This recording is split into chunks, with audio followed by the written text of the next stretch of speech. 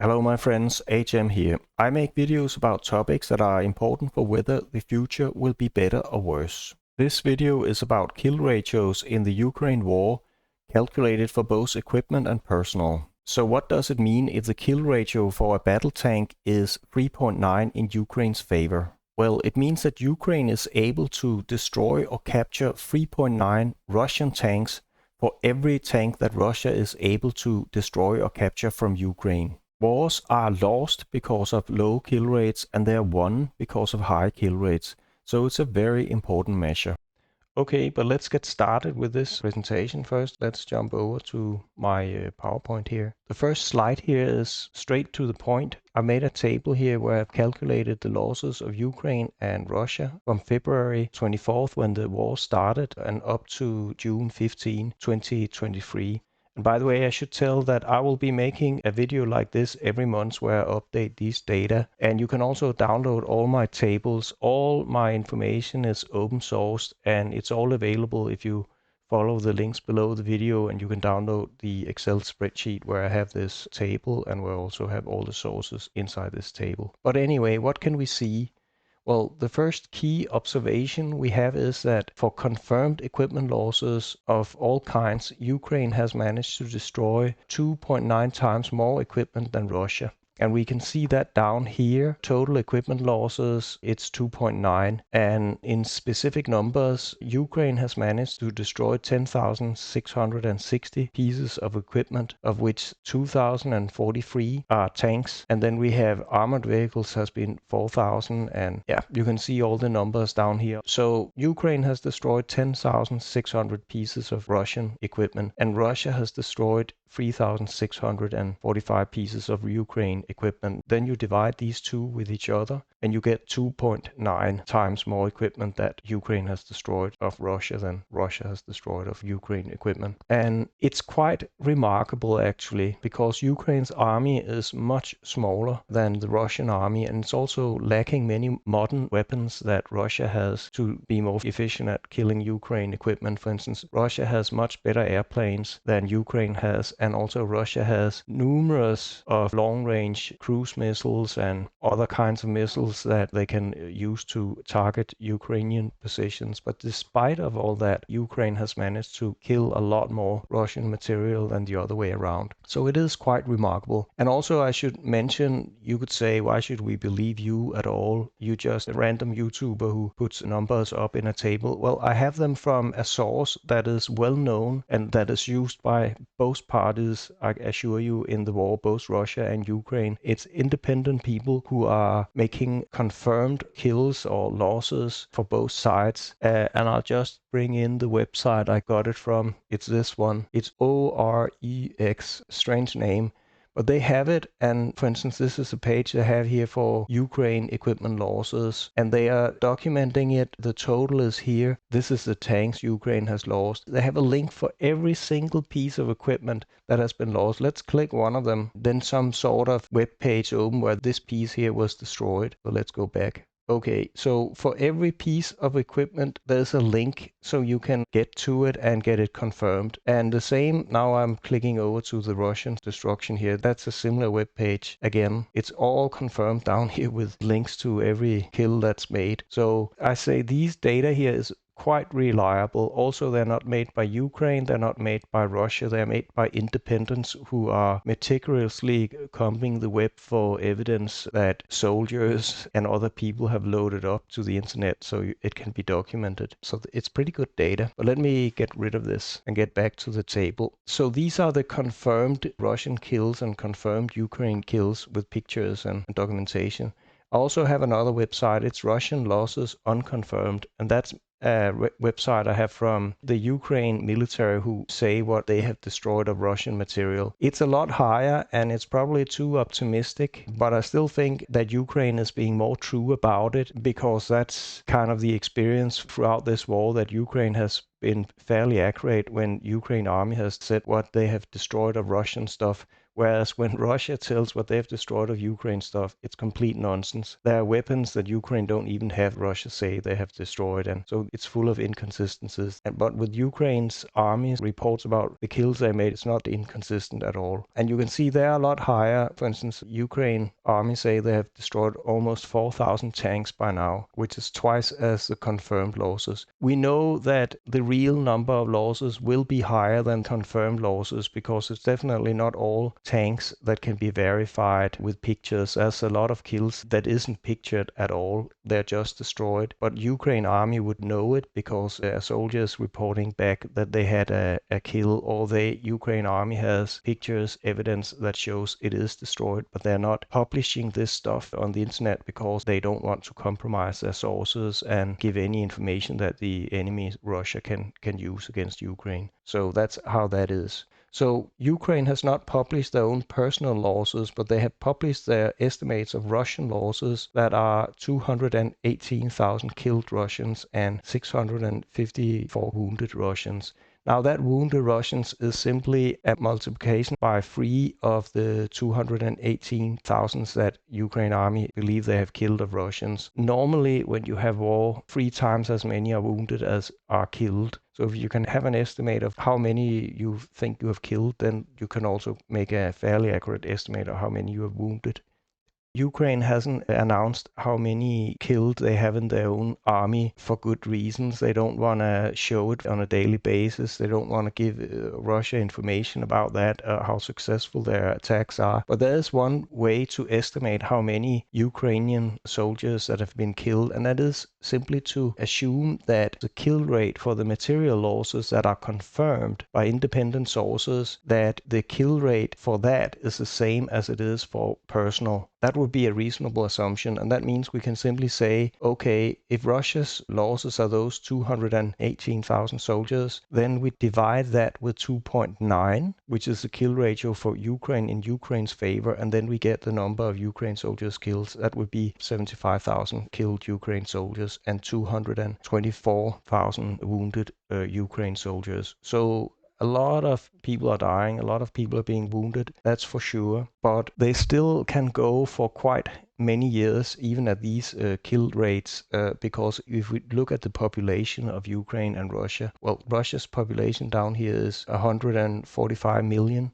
And Ukraine's population is 41 million. So yeah, they can keep losing a lot of people for many, many, many years. Of course, here in NATO, we would probably freak completely out if we had that kind of losses. And even compared to Second World War, I believe the US lost 600,000 men in 5 years of war in Second World War. That was the losses of the US Army. So yeah, if Russia has lost 218,000, that's a lot, even compared to Second World War standard. It really is a large-scale war. But it's not a lot if you compare to what Russia actually lost in Second World War. They lost many, many millions, and even more millions were killed civilians during Second World War. So that's just to get a proportional perspective on it. So long term, for Ukraine to win, it will need to maintain a kill ratio for personal well above 3.55, which would be the Russian-Ukraine population ratio. If you divide 145 million Russians with 41 million Ukrainians, then you get this 3.55 Russian-Ukraine population. If Ukraine has a kill ratio that's well above that in Ukraine's favor, well, then of course, eventually Ukraine will win because Russia will simply run out of people that they can send to war, and then they win. That's why kill ratios are so enormously important. That's why you win wars by having high kill ratios. And we'll discuss it a little bit more. But let's take a look at some of the details that we can find here. For instance, we can see for tanks, we have a kill ratio of 3.8 as of June 15 and over the total time of this war. And that's pretty good in Ukraine's favor. And it's even much better if you look at Russians' losses unconfirmed, which is twice as high. Then it would be like almost 8. But it won't be 8 because there's here confirmed losses for Ukraine is 533. And of course, unconfirmed, it would be higher, that number. If it's twice as high, well, then it will still stay at 3.8. Anyway, it's fantastic that they have this kill ratio, and it's thanks to anti-tank weapons that has been supplied by NATO, but it's also thanks to a pretty good anti-tank weapon that Ukraine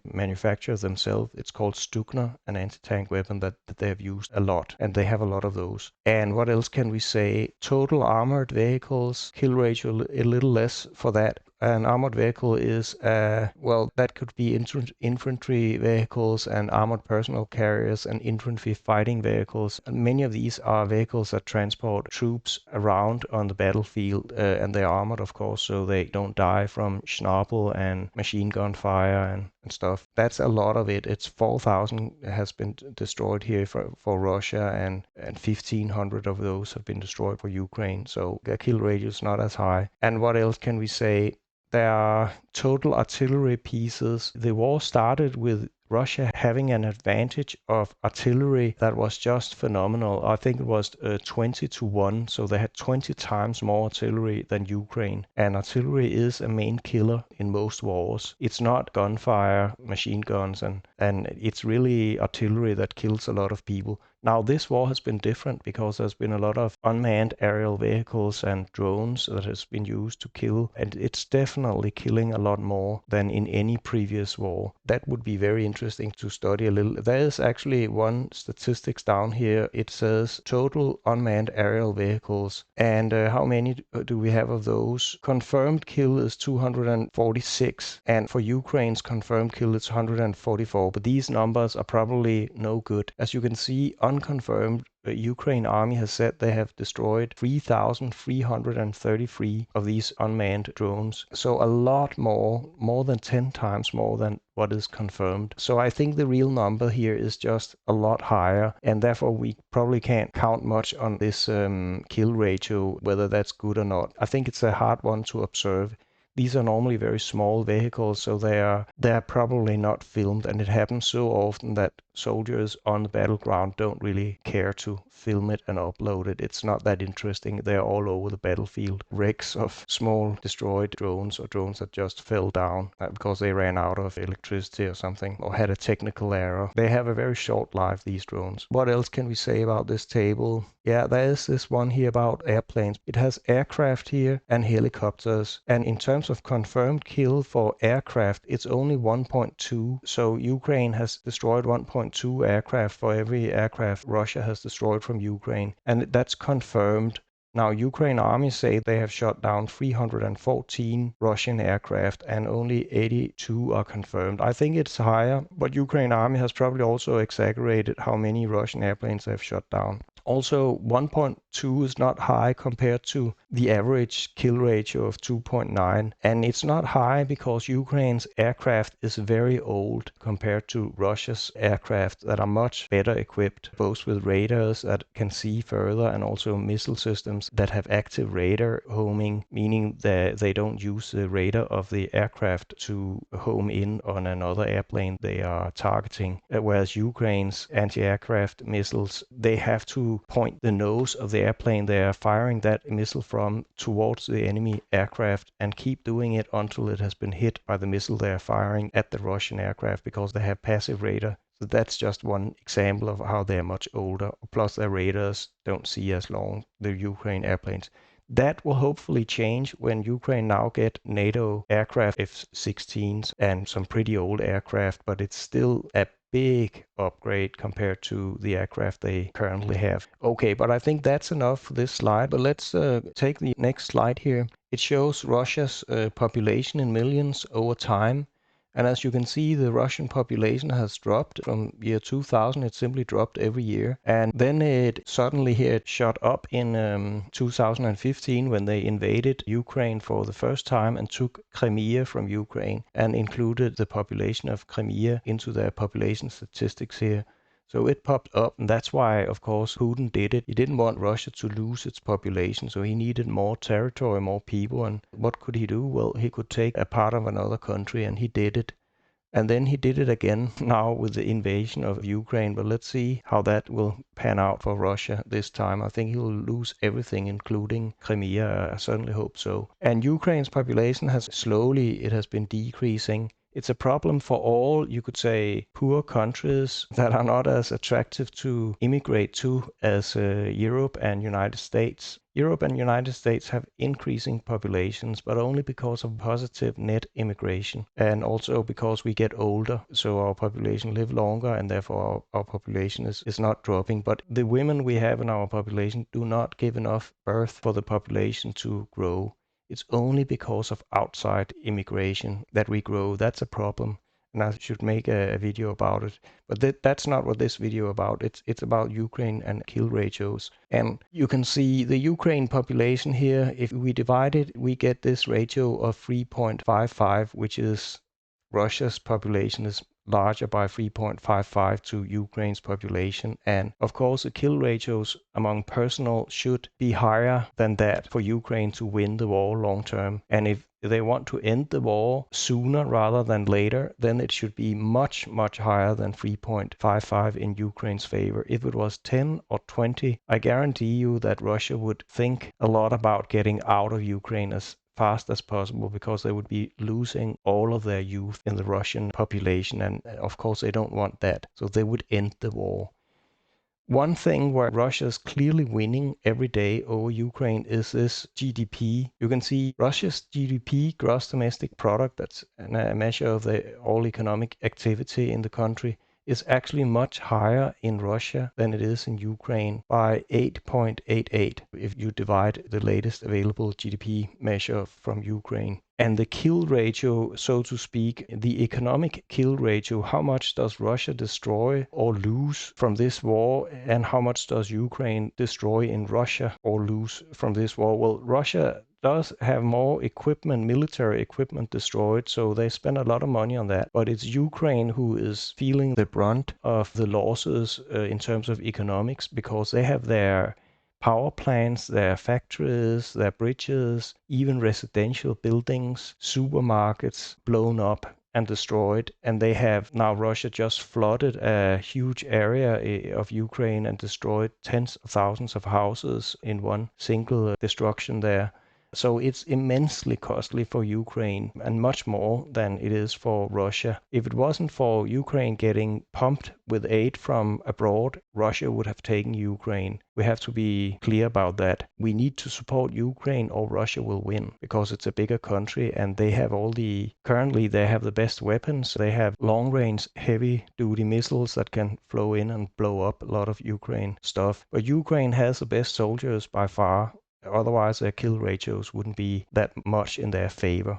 But okay, I think that's enough for this slide. Okay, so last slide here. What governs the kill rate? When kill rates are so important, they can end wars. If they're very high, wars will be short rather than long. And if they are more or less so that the kill rate, it's indecisive who is winning, well, then they can go on forever, or until both countries that are fighting each other are depleted of their young people, because none of the leaders in these countries will see that they are losing. They are having a kill ratio that they can sustain. So that will prolong the war. So it's quite important to ask this question: what governs the kill rate? And I found a couple of things that governs the kill rate. Of course, there's equipment quality. Obviously, better weapons increase the kill rate, obviously. So that implies that NATO should prioritize sending its most effective weapons to Ukraine, not the old stuff. And that means Leopard 2 tanks and also those Abrams tanks from the US, the newest edition, not Leopard 1 tank, and also F-35 jets, not Russian MiGs, etc. Now, there's no talk about sending F-35 jets to Ukraine yet, but I hope that we will come over that and start sending those newer airplanes. They are very good, but I think I'll make another video about that. Then there's equipment quantity. A lot of quantity is a quality in itself, as they say in military language. So if you can send more stuff, that's better. And also the kill rate will increase, of course, the more stuff you have, the larger the army you can equip. Normally, if you are attacking your enemy with overwhelming force, that will give a better kill rate for you and a better prospect of winning completely over your enemy than if you attack with a smaller force. It's just how it is. And it's kind of obvious intuitively why it is like that. your enemy will be intimidated if they see that there's a much larger army attacking them, and then they'll simply stop fighting and give up. So that's one of the reasons why the kill ratio will be much better the bigger the army. So more of all kinds of weapons also means that a bigger army can be equipped. And if we don't have enough of the best weapons, then NATO should of course send the old stuff as well, because it's better than not getting it. So I'm all in favor of sending F-16 airplanes and all the old airplanes, but we should also give them the newest airplanes, and we should train pilots. And we should look at this from the long-term perspective. It will take time to train pilots for sure, but Ukraine should get NATO airplanes, obviously, because Ukraine will become a NATO member as soon as this war is over. So we can just plan for that and start training Ukraine pilots on NATO equipment of all kinds and the best equipment. And it's also the best guarantee that Russia will never attack Ukraine again if Ukraine has an army that is much stronger than anything Russia will ever have again. And then also personal quality and quantity. Obviously, Ukraine's soldiers are of much better quality than the Russian soldiers, or the kill rate wouldn't have been that high in Ukraine's favor because they have worse weapons and less weapons Ukraine than Russia has. But they have better fighting soldiers. They also have a better will to win. But NATO should use all of its training resources to train as many Ukrainians as possible. And Ukraine's population is 41 million people, as we just saw. And so there's likely 6 million men and women that could be trained and that are fit for military service. So let's start training all 6 million. That will take a long time. Currently, NATO has been training like 5,000 here and 5,000 there, and that's not at all enough. We need to get the kill ratio up, and that means we need to scale this business of making the Ukraine army extremely strong. And that means NATO should try to train about 100,000 Ukraine soldiers every month. If they do that for 5 years, they have trained 6 million Ukrainians for combat. And if Ukraine has lost, I estimated they have lost 75,000 plus. You could multiply that with 3, and that was 220,000. That was more or less taken out from being wounded or killed from Ukraine. But if you have 6 million men and women you can take from, then you can continue this war for many years. And the thing is, Russia cannot afford to arm an equally large army. So we can build an army that's much stronger and better trained in Ukraine than Russia has, even though Russia has a bigger population. But there has to be, of course, a will here in NATO to use all our resources to train Ukrainians for war. And also, the fourth reason is very, very important, and that's why Ukraine has managed so well so far, because that's what they have a lot more of than Russia. They have this willingness to fight, and they're just better at fighting than Russian soldiers are.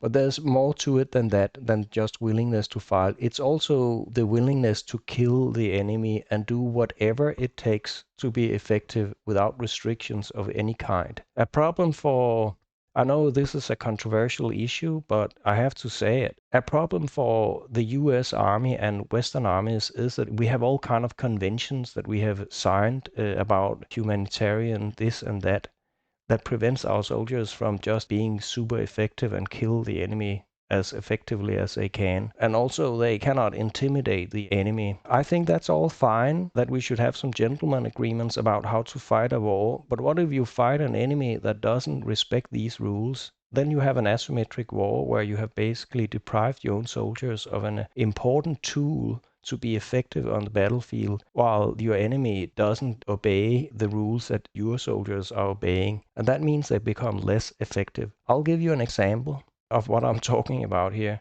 When the US pulled out of Afghanistan, the US had trained an army of 300,000 men in Afghanistan for years, for a decade almost. They had got training and they were fully equipped, much better weapon than the Taliban army that they had to fight. That Taliban army was about 70,000 men. They were very poorly equipped, barely had any ammunition for their weapons and so forth, old weapons. Yet, without almost firing a single bullet, they just say, now we come. The Taliban said, now we come into the cities now, when the US was out, and anyone who resists, will kill them, and will kill them painfully, not just short. So nobody resisted. They just laid down their arms and gave up. Not any fight at all. How could they do that? Well, because everybody knows that the Taliban are brutal. And they have two kinds of punishment. Death that are quick, that's a merciful punishment. That's a little punishment. Or they have painful death, slow death. Normally, the slow death is you get your legs tied up with a rope and then you are dragged alive behind a pickup truck through the street so everybody can see how you die, screaming there, bleeding out, having your skin ripped off and simply bleed out. That's how they kill people. And that's why when the Taliban issue an order that you have to do this or that, then people just obey it. I have another example. It's not actually war.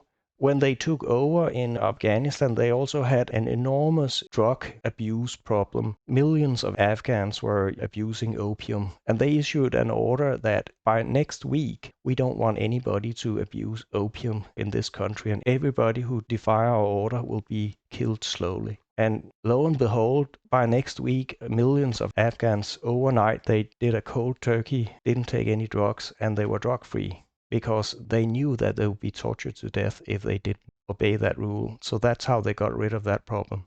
So I'm just saying here that being extremely violent is a way to get your stuff done, not using that many resources. And the Taliban had, you could say, they have no other choice. They don't have a lot of resources, so they do what they can do, and that is being extremely violent. And that's how you sometimes also get the kill ratio up and win wars.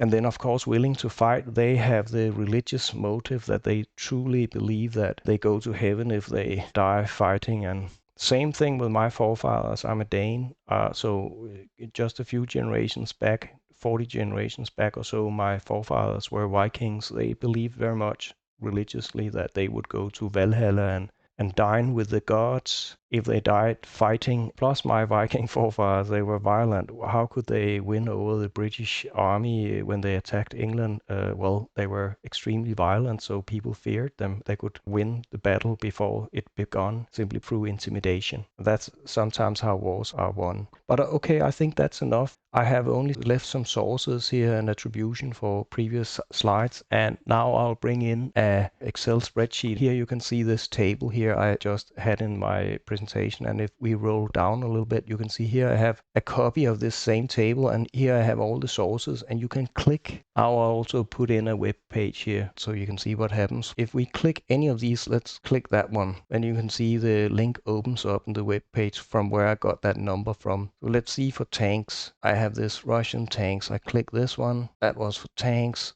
Then we get the number down here. Tanks, Russian lost 2,045 tanks. You can do that with all the numbers I have in this table, and you can download this table if you want to. And as I said, I will update this table every month, I think, because I think these kill rates are enormously important. And let me get rid of this. I don't see any other places on the internet where somebody have actually calculated the kill ratios. I guarantee you all the generals, both in Russia and Ukraine, are studying these kill ratios very intensely, but they don't publish it, their own information. But I do, and I take the best sources there is on the internet and I'll publish it. And also it'll be interesting to see these kill ratios, how they develop over time, because obviously, let me go back to that table here. Obviously this is taken for the whole period from February, from the start of the war until today, but when I update this on a monthly basis, we should be able to see how the kill ratio has been the past months, which would be super interesting, and compare that for the entire period and also compared to the previous months. So